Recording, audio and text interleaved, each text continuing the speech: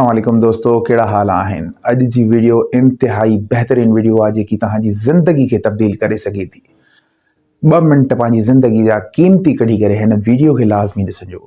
दोस्तों, तव्हांजो जेको इम्यून सिस्टम आहे, तव्हांजी जेकी ज़िंदगी आहे, तव्हांजी जेकी दर्द भरी ज़िंदगी आहे, तव्हांजी जेकी ॾुखी ज़िंदगी आहे, उहा तव्हांजे इम्यून सिस्टम खे बहितरीन कंदी आहे।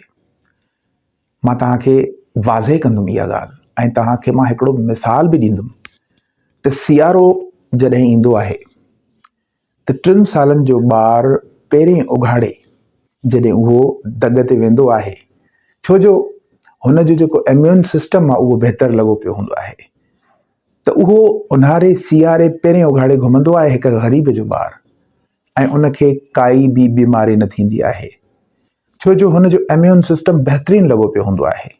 त सियारे में जॾहिं हू आस्ते आस्ते आस्ते सियारे जी चेंजिस बि आराम सां थींदी आहे, त हू जॾहिं घुमंदो रहंदो आहे पहिरें उघाड़े, त हुनखे जॾहिं सियारो अची वेंदो आहे जनवरीअ में बि उहो बीमार न थींदो आहे। ऐं हिकु अमीर जो ॿारु सियारे में कंबल में पियो हूंदो आहे बि बीमार हूंदो आहे। इहो छा आहे दोस्तों? इहो इम्यून सिस्टम आहे। इहो तव्हांखे प्रैक्टिस सां मिलंदो आहे, इहो तव्हांखे बर्दाश्त सां मिलंदो आहे।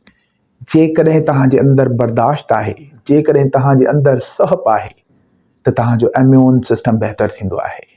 ऐं इम्यून सिस्टम जो बहितरीन थियणु तव्हांजी ज़िंदगीअ जी कामयाबी आहे।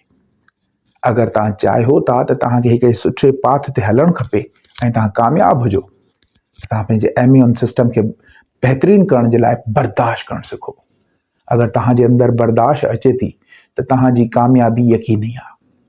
यकीनी कामयाबी थियण जे लाइ तव्हांखे बर्दाश्त करणो पवंदो। दोस्तों, ही चंद लाइनूं पंहिंजी ज़िंदगीअ में अप्लाई कयो, बर्दाश्त कयो ऐं इम्यून सिस्टम खे बहितरु कयो, ऐं उन खां पोइ ॾिसो त तव्हांजी ज़िंदगी कीअं नुमाया नज़र थी अचे, तव्हां कीअं कामयाबु था थियो।